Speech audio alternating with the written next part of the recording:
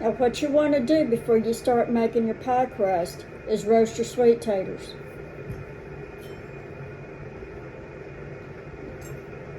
You want to get some fairly good sized ones, about medium. Don't use small ones.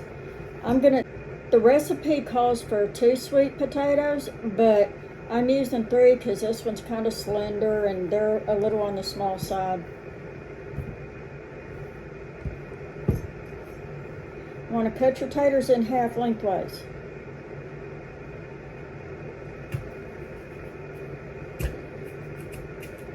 And it might be a little bit of a challenge.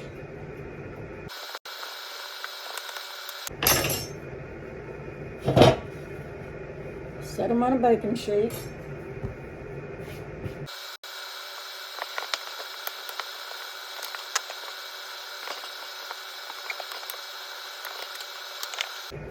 You want to put these sweet taters in a tray skin side down and roast them in a 350-degree oven until they're tender. You want to cover your sweet taters with aluminum foil before you put them in the oven. Now make your pie crust. There's a full pie crust video on my channel, so I'm going to fast track through this one.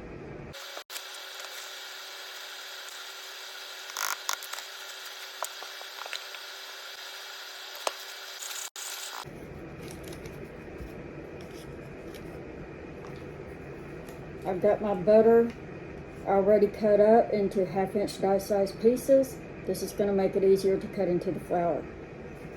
Okay, gloves to deal with the butter and the shortening. I have my butter cut into die-sized pieces, and I'm wearing gloves because I have sensory issues. I don't like sticky stuff on my hands. Not fat, not eggs, not sugar. If you're like me and you've got ADHD or you're anywhere else on the spectrum and you've got sensory issues, get you some vinyl gloves and wear them while you're cooking. I promise it will help.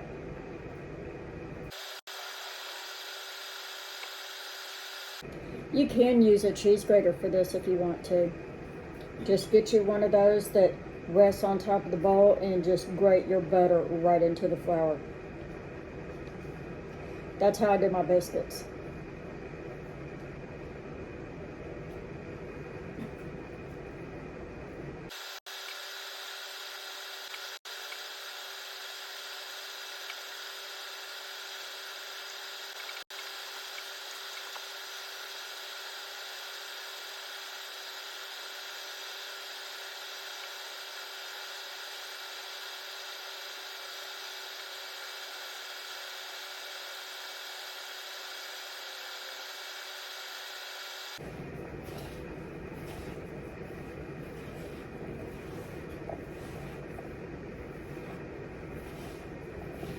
And since I'm wearing my gloves this time, I'm going to try and work this fat into this flour entirely by hand without using my pastry blender. I'm just going to mash it together by hand.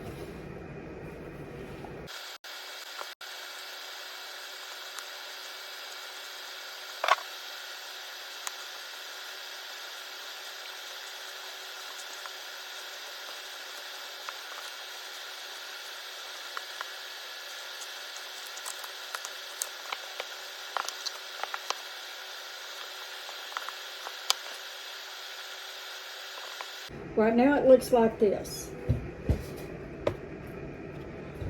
I have the fat and the flour fully combined. And now I'm going to see what happens when I add the cold water to it.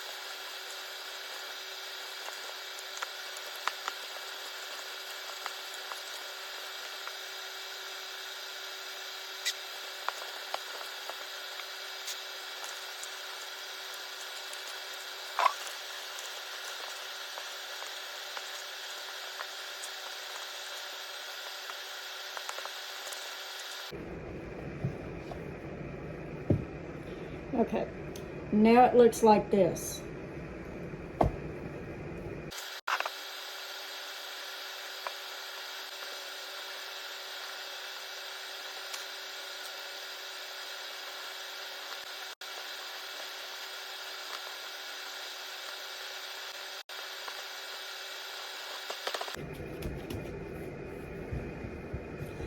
Well, what do you know? It worked out.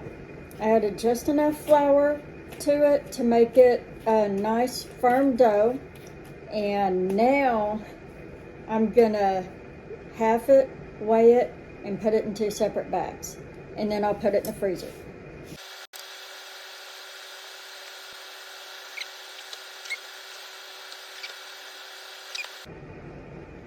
Perfectly even, they both weigh 14 ounces.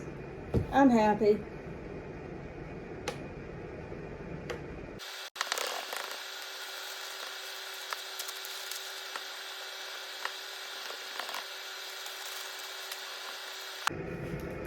I've got this silicone pastry mat here, and I'm going to cover it with this cotton towel.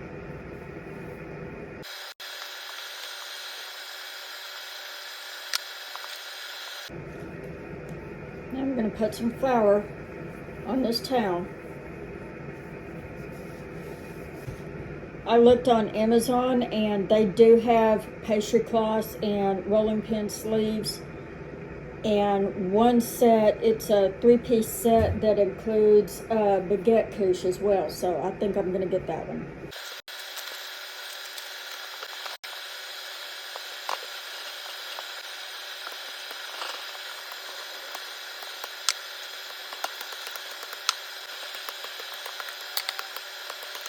Put your rolling pin down on top of the dough and fold it over.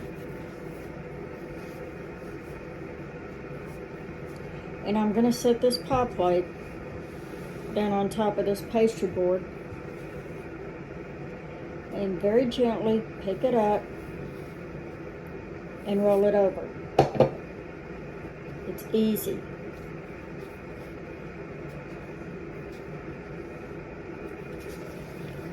Now, I'm going to sit down again. Now pick up the edges and very gently press the dough into place.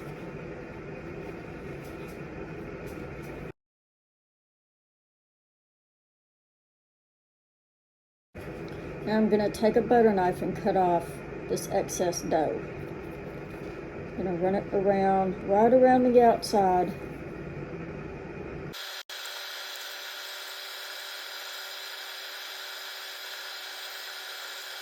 There. Perfect pie crust.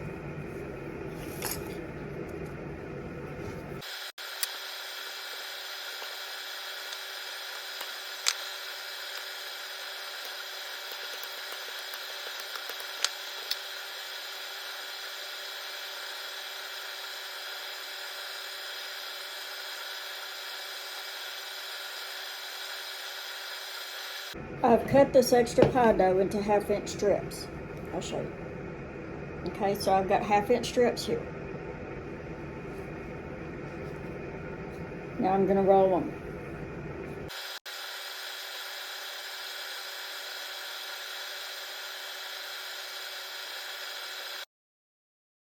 I'm rolling these 1/2-inch pieces into little ropes.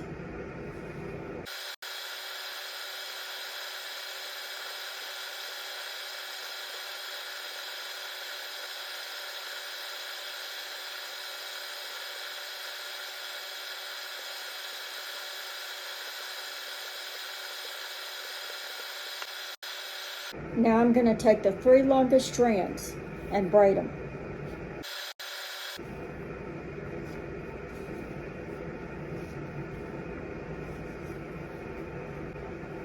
I'm going to take the 3 longest ropes and braid them together loosely because the ends might need to be crimped together to close the braid. So, leaving it open, going to pinch them together a little bit I'm being very gentle with this rope.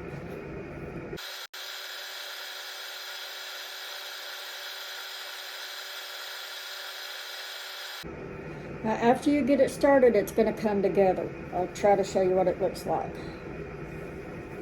It's going to look like that.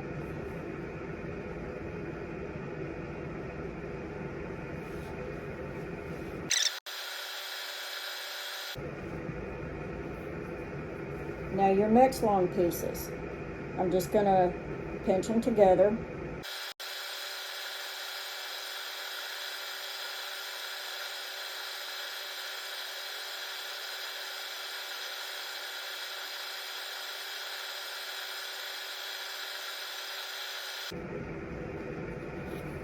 Now 3 more long ones.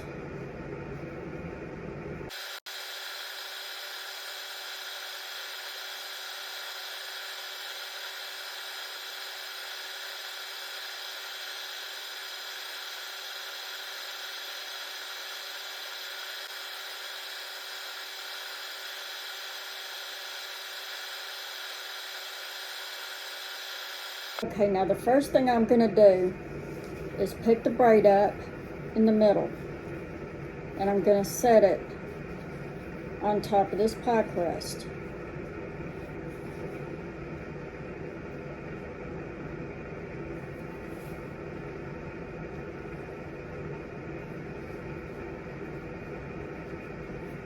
I'm not going to press it down just yet. I just want to see if it's going to fit.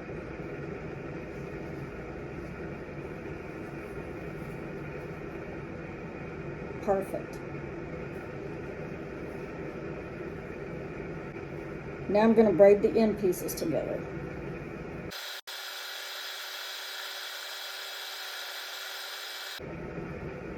And when they come together, I pinch off a little piece on the end. Now it's time for the water.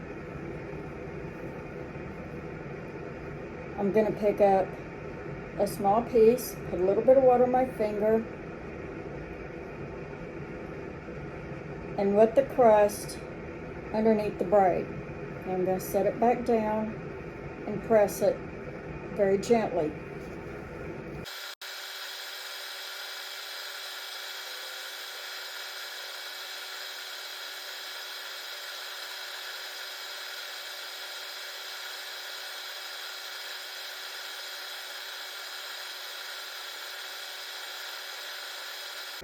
I've taken this little bitty extra dough piece and I've made a little ribbon with it. I'm going to put it on top of the braid where I put the end pieces together. A little bit of water on the braid.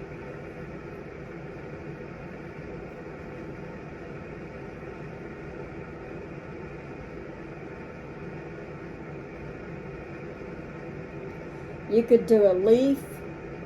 And I probably should have done a leaf, but I don't have any small little cutters, so I did this. Now I'm going to pack down any loose ends and close up little pieces of braid that are sticking out. Yeah. There it is. Isn't that pretty? Now I'm going to dot the crust with a fork.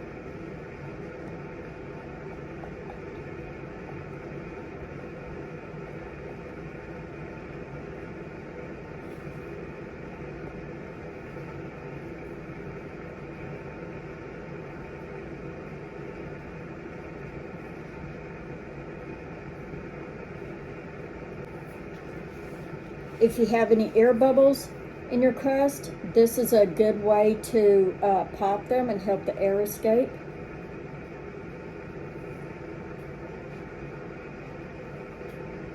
And you can always press the holes closed. It's not a big deal.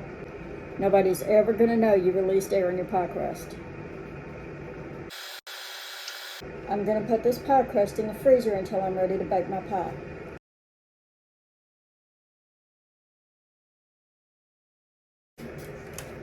I took my taters out of the oven so I can test them. The aroma of sweet taters roasting in the oven is pure heaven to a southerner. Sweet taters and the smell of bacon cooking are two things that Southerners will just absolutely die for.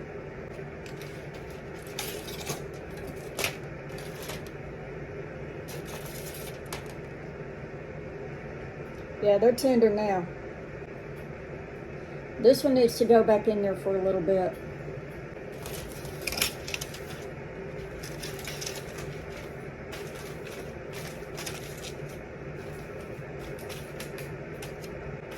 I'll put them back in there for a few more minutes and check that one again.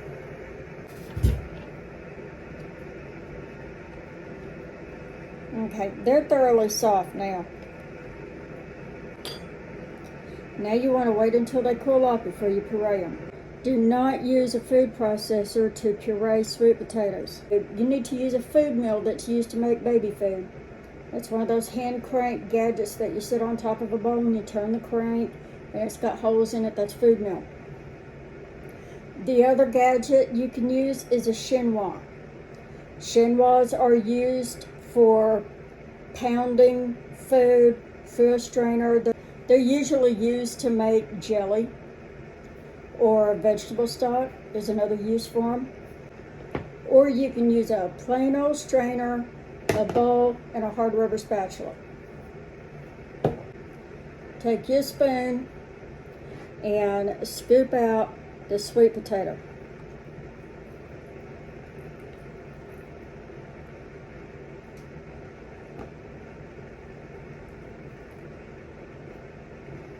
Mine's still a little hot, but that's okay.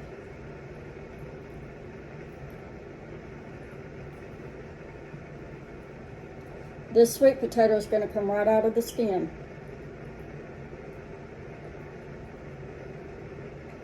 And you'll notice the fibers in the sweet potato. Those fibers are the reason you shouldn't use a food processor or a Ninja bullet or anything of that sort, because those fibers are going to get wrapped around the blades. Now what you want to do is just run your spatula over this soft sweet potato and push it through the strainer.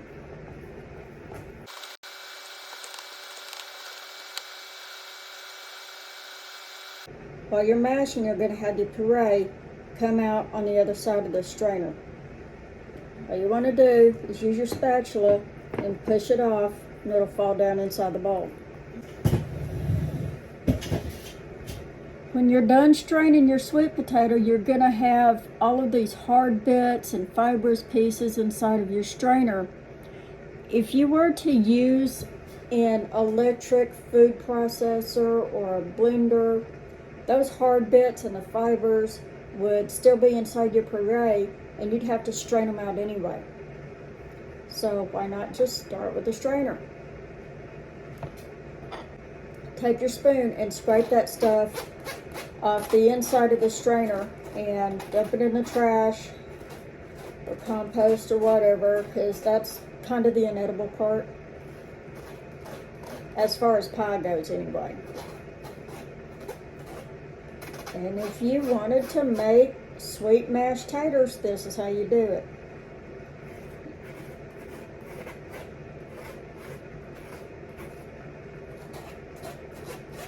And when you're done, this is what your sweet potato puree is going to look like. This is pure baby food. This is as pure as it gets.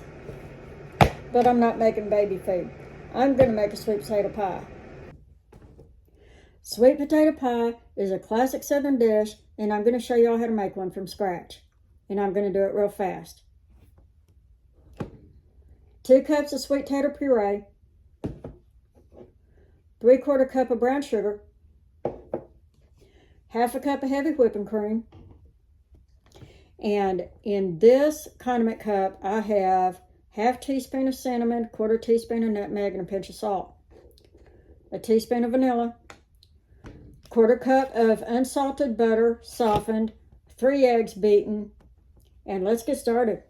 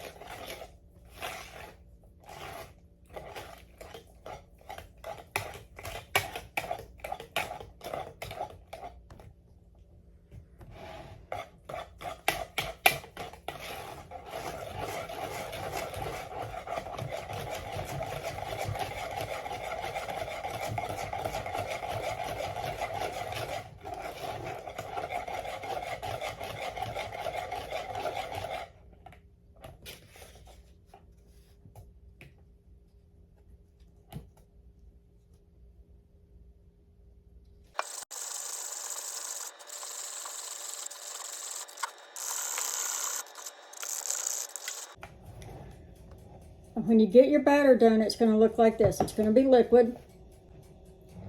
Now I'm going to pour this batter into this pie crust.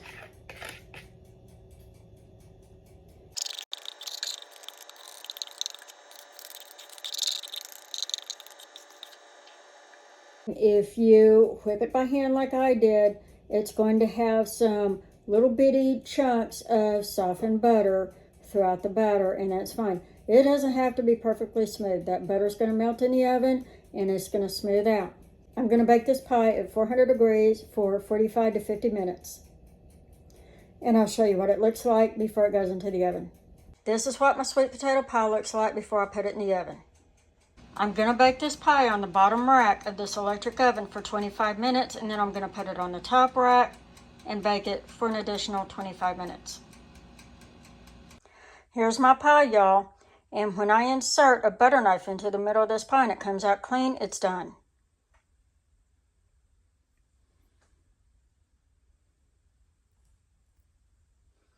And there you go. Pie's done. Here's my sweet potato pie, y'all. It's all cooled off and ready to eat.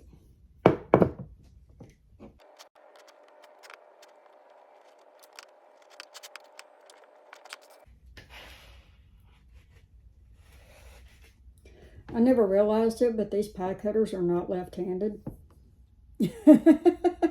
I'm just now realizing that. This is a right-handed pie cutter.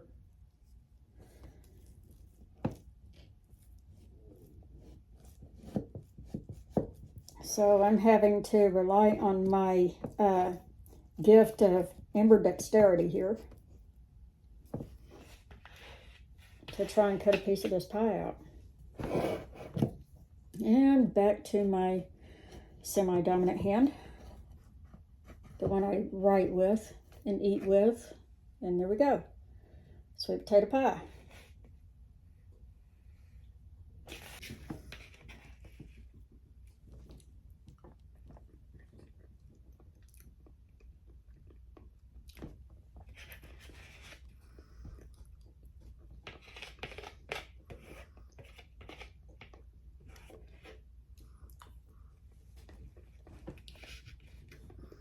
It does have a flavor reminiscent of pumpkin pie because of the cinnamon and the nutmeg, but you can tell it's made with sweet potatoes.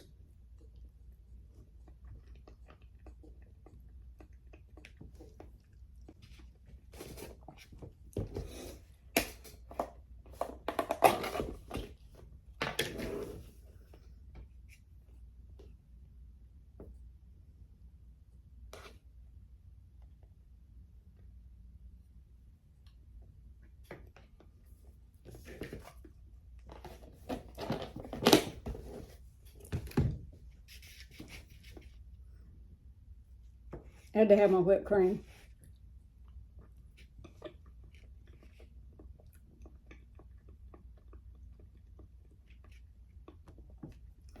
A sweet potato pie done right is delicious. It's one of those classic Southern dishes that you won't usually find in a restaurant, but you can find them in the South at your local super Walmart. They sell them in the bakery section. But I still prefer to make mine homemade because mine isn't going to have any high fructose corn syrup in it.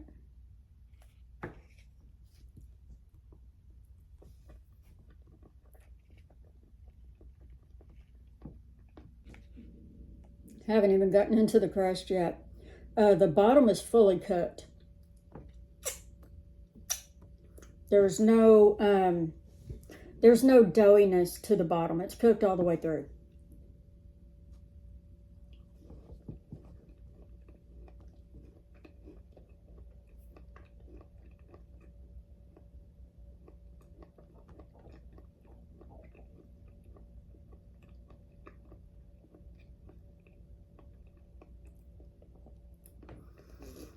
My pie crust trick worked. You can make pie crust by mixing it all up by hand. You don't need a pastry blender. And I just realized it. Whoopee. I don't like pastry blenders. They're too hard to clean. I think from now on, I'm just going to use my hand to make pie dough.